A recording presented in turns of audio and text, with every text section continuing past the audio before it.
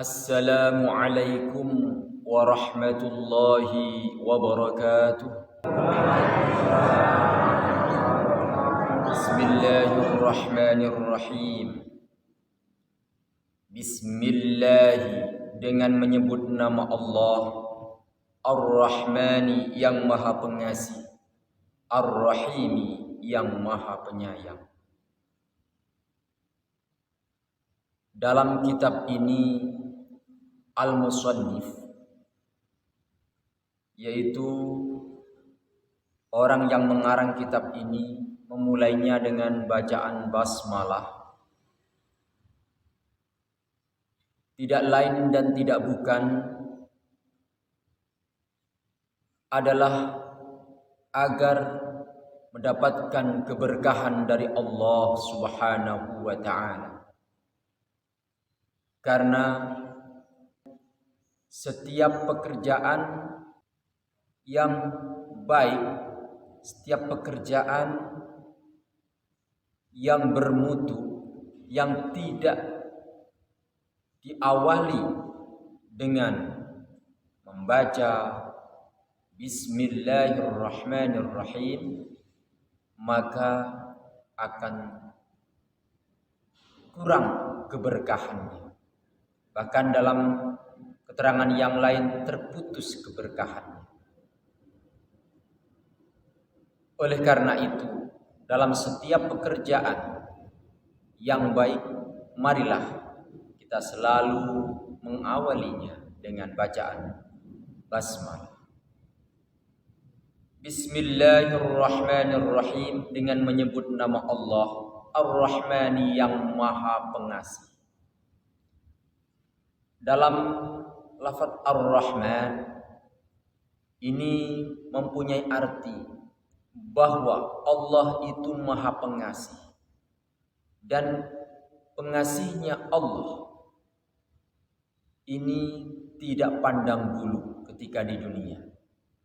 Artinya, baik orang itu berbuat jahat maupun orang yang berbuat kebajikan, orang yang beriman ataupun orang yang tidak beriman, semua akan diberi oleh Allah Subhanahu wa ta'ala.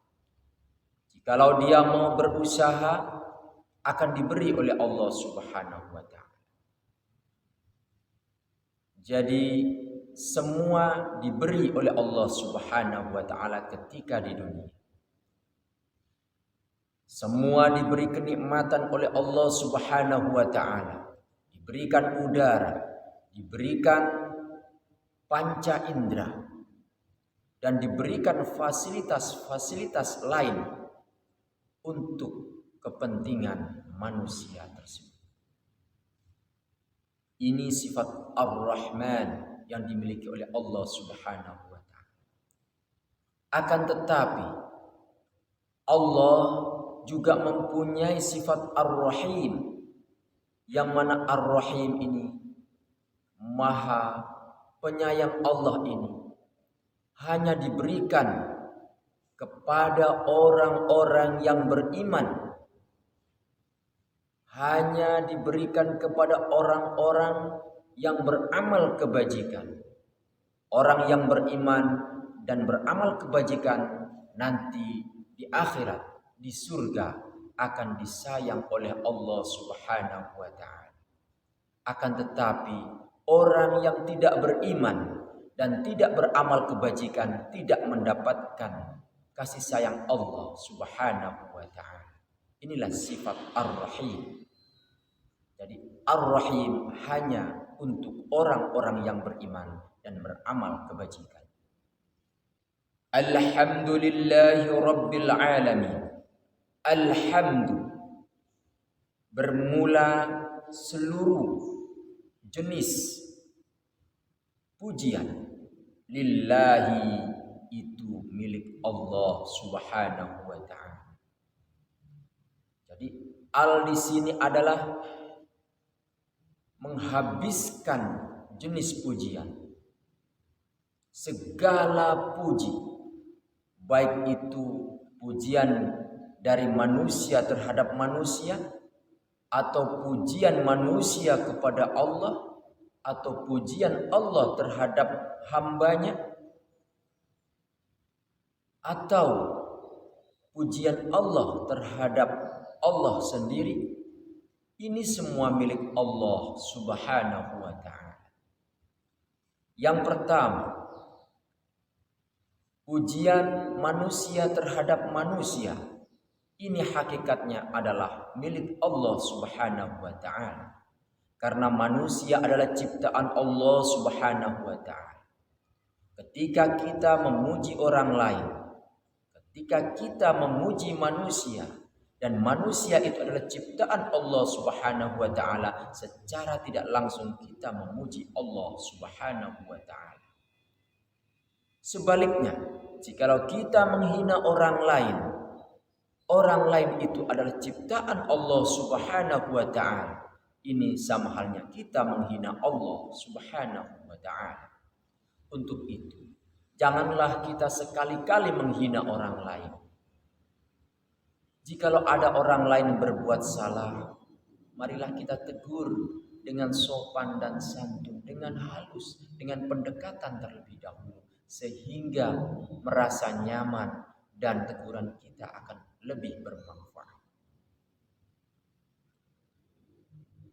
Demikian pula ketika Allah memuji manusia, seperti Allah memuji Nabi Muhammad sallallahu alaihi wasallam yang berakhlak sangat mulia. A'udzu billahi minasyaitonir rajim. Wa innaka la'ala khuluqin 'adzim. Dan sesungguhnya engkau Muhammad adalah menetapi atas budi pekerti yang agung. Ini adalah pujian Allah kepada baginda Nabi Muhammad sallallahu alaihi wasallam. Dan kita tahu Nabi Muhammad adalah manusia yang diciptakan oleh Allah Subhanahu wa ta'ala. Berarti Allah memuji ciptaannya sendiri. Dalam hal ini kembalinya pujian juga kepada zat Allah sendiri. Jadi semua pujian itu hakikatnya adalah milik Allah Subhanahu wa ta'ala. Para pemirsa yang dimuliakan Allah Subhanahu wa ta'ala. Rabbil alamin. Alhamdulillahi rabbil alamin. Rabbil alamin. Kata Rabb ini mempunyai arti Tuhan. Bisa juga mempunyai arti yang mengatur. Jadi Rabbil alamin, yang mengatur alam semesta. Alam semesta ini sudah diatur oleh Allah Subhanahu wa ta'ala. Dan aturan ini biasa disebut dengan sunnatullah. Allah mengatur alam semesta ini semua atas kehendak Allah Subhanahu wa ta'ala. Kita pernah melihat ada tanaman seperti jahe, kencur, kunyit, bentuknya hampir mirip, ditanam dalam satu tanah, tapi rasanya bisa berbeda-beda. Siapa yang mengatur? Allah Subhanahu wa ta'ala. Kita manusia diberi panca indera, dua mata, hidung, telinga, mulut. Diatur sedemikian rupa, letaknya di situ. Ini semua adalah kehendak Allah Subhanahu wa ta'ala yang mengatur ciptaan. Jikalau ada orang yang diberi mata hanya satu, itu pun atas kehendak Allah, sebagai pelajaran bagi orang lain bahwa Allah Maha Kuasa, Allah Maha Berkehendak. Dan agar orang yang normal selalu bersyukur kepada Allah Subhanahu wa ta'ala. Hadirin yang dimuliakan Allah Subhanahu wa ta'ala. Dalam kelanjutan kitab ini, wa asyhadu an la ilaha illallah, wa asyhadu, dan saya bersaksi alla ilaha illallah, sesungguhnya tiada Tuhan kecuali Allah, wahdahu, Maha Esa Allah, la syarika, tidak ada sekutu lahu bagi Allah, wa asyhadu, dan saya bersaksi, anna Muhammadan, sesungguhnya Nabi Muhammad, abduhu, adalah hamba Allah, wa rasuluhu, dan utusan Allah, sallallahu alaihi wasallam. Di sini musannif, pengarang kitab ini, bersaksi bahwa tidak ada Tuhan selain Allah Subhanahu wa ta'ala. Di dalam Al-Quran pun dijelaskan, jikalau di langit dan di bumi ini ada Tuhan selain Allah, niscaya dunia seisinya akan hancur. Langit beserta dunia seisinya akan hancur. Karena apa? Jikalau ada Tuhan lebih dari satu, ini ada dua kemungkinan. Yang pertama, Tuhan tersebut akan bertengkar. Dan kalau bertengkar, maka ciptaannya tidak lama akan dihancurkan. Tuhan yang satu menciptakan bumi, Tuhan yang lain tidak setuju, akhirnya bumi dihancurkan. Ini jikalau ada Tuhan lebih dari satu. Kemungkinan yang kedua, yaitu Tuhan itu bersatu. Jikalau Tuhan itu bersatu, maka akan terjadi pembagian kekuasaan. Bumi belahan barat dikuasai oleh Tuhan A, dan bumi sebelah timur di dalam kekuasaan Tuhan B. Jadi kekuasaan Tuhan terbagi-bagi. Ini mustahil. Yang namanya Tuhan adalah maha kuasa dan mutlak semuanya di dalam kekuasaannya. Jikalau Tuhan kekuasaannya terbagi-bagi, berarti Tuhan punya kelemahan. Dan itu mustahil. Bagi Tuhan tidak ada kelemahan. Karena yang namanya Tuhan adalah maha sempurna. Kekuasaannya adalah mutlak di tangannya. Tidak ada yang bisa menandinginya. Hal ini dijelaskan dalam Al-Quran, surah Al-Ikhlas. A'udzu billahi minasy syaithanir rajim. Qul huwallahu ahad. Qul, katakanlah Muhammad, Allahu ahad, Allah itu Maha Esa. Allah itu satu, tunggal, tiada duanya. Lam yalid wa lam yulad. Dia tidak melahirkan dan tidak pula dilahirkan. Walam yakul lahu kufuwan ahad, dan tidak ada satu pun yang menyamainya. Tidak ada yang menyamai Allah. Satu pun tidak ada yang menyamai Allah dalam segi apapun. Dalam segi kekuasaannya tidak ada yang bisa mengalahkan kekuasaan Allah Subhanahu wa ta'ala. Jikalau ada yang menyamainya, berarti Tuhan itu lemah. Yang namanya Tuhan adalah maha sempurna. Kekuasaannya adalah kekuasaan yang luar biasa tanpa batas, yang menguasai semuanya. Itulah ajaran Islam, ajaran yang sempurna. Tuhannya adalah Allah Subhanahu wa ta'ala. Wahdahu la syarikalah. Maha Esa Allah, tidak ada sekutu baginya. Tidak ada sekutu bagi Allah. Tidak ada yang menyamai Allah. Yang serupa pun tidak ada. Wa asyhadu anna Muhammadan abduhu wa rasuluh. Dan aku bersaksi bahwa sesungguhnya Muhammad adalah hamba Allah. Bagaimanapun Nabi Muhammad adalah hamba Allah Subhanahu wa ta'ala.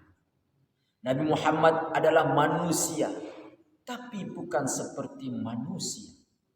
Muhammadun basyarun la kal bashar. Muhammad adalah manusia, tapi tidak seperti manusia kebanyakan. Nabi Muhammad adalah manusia biasa, akan tetapi manusia pilihan yang dipilih oleh Allah Subhanahu wa ta'ala. Akhlaknya yang sangat mulia. Bahkan derajat malaikat pun kalah dengan ketinggian derajat Nabi Muhammad sallallahu alaihi wasallam. Hal ini dibuktikan ketika dalam perjalanan Isra dan Mi'raj. Ketika Mi'raj, Nabi Muhammad sallallahu alaihi wasallam dari langit ketujuh naik ke Sidratul Muntaha. Akan tetapi malaikat yang mengiringi Nabi Muhammad menyerah, tidak mau melanjutkan perjalanan. Sehingga Nabi Muhammad sallallahu alaihi wasallam sendiri beserta buruk naik ke Sidratul Muntaha. Di sini menunjukkan kedekatan baginda Nabi Muhammad sallallahu alaihi wasallam dan ketinggian Rasulullah Muhammad sallallahu alaihi wasallam dalam segi derajatnya. Jikalau malaikat hanya diberikan akal, tidak diberikan nafsu, sementara manusia seperti Nabi Muhammad juga diberikan nafsu. Akan tetapi nafsu dapat dikalahkan oleh Nabi Muhammad sallallahu alaihi wasallam sehingga manusia lebih mulia dibanding dengan malaikat. Jikalau manusia itu dapat menundukkan hawa nafsunya untuk mengabdi, mendekatkan diri kepada Allah Subhanahu wa ta'ala. Kalau malaikat tidak diberi nafsu sehingga malaikat hanya tunduk kepada Allah, itu wajar karena tidak ada yang menggodanya, karena tidak ada nafsu, yang mana nafsu ini adalah menjadi kendaraan syaitan. Sehingga malaikat itu monoton, hanya menyembah kepada Allah. Malaikat yang diperintahkan untuk menjaga surga terus menjaga surga. Malaikat yang diperintahkan untuk bersujud-sujud terus. Malaikat yang diperintahkan untuk memikul arsy terus memikul arsy. Inilah bedanya malaikat dengan manusia. Sehingga derajat Rasulullah Muhammad sallallahu alaihi wasallam ini lebih tinggi dibanding dengan derajat para malaikat. Sallallahu alaihi wasallam. Wa asyhadu anna Muhammadan abduhu wa rasuluh. Dan Muhammad adalah utusan Allah. Yang dimaksud dengan Rasul adalah manusia laki-laki yang dipilih oleh Allah dan diutus untuk menyampaikan risalah, untuk menyampaikan wahyu kepada umat. Inilah bedanya Nabi dengan Rasul. Jikalau Nabi itu diberi wahyu oleh Allah Subhanahu wa ta'ala untuk dirinya sendiri dan tidak wajib untuk menyampaikan kepada umatnya. Sedangkan Rasul adalah orang laki-laki yang diberi wahyu oleh Allah dan berkewajiban untuk menyampaikan kepada umatnya. Nabi Muhammad sallallahu alaihi wasallam shalla, mudah-mudahan Allah Subhanahu wa ta'ala memberikan rahmat ta'zim, kasih sayang dan keagungan alaihi kepada baginda Nabi Muhammad sallallahu alaihi wasallam dan semoga Allah Subhanahu wa ta'ala terus memberikan keselamatan kepada baginda Nabi Muhammad sallallahu alaihi wasallam wa ala alihi dan atas keluarganya, wa sahbihi dan sahabatnya, wattabi'in dan orang-orang yang mengikutinya sampai akhir zaman. Amin amin ya rabbal alamin. Amma ba'd. Adapun setelah bacaan basmalah, hamdalah, salawat dan salam, fahadha, maka bermula ini adalah juz'un, sebagian kecil, latifun, yang lembut, yassarahullahu, yang telah dimudahkan oleh Allah Ta'ala, fima yajibu ta'allumuhu, dalam membahas tentang hal-hal yang wajib untuk dipelajari, wa ta'limuhu, dan mengajarkannya, wal amalu bihi, dan mengamalkannya, lil khasi, untuk orang yang alim, wal ami, dan orang-orang yang belum mengetahui. Para pemirsa yang dimuliakan Allah Subhanahu wa taala, karena waktu yang tidak memungkinkan, dalam pertemuan pertama ini kita cukupkan sampai sekian dulu. Kurang lebihnya mohon maaf. Wabillahi taufiq wal hidayah. Nasrun minallahi wa fathun qarib. Wa basyiril mu'minin. Hasbunallahu wa ni'mal wakil. Tsumma assalamu alaikum warahmatullahi wabarakatuh.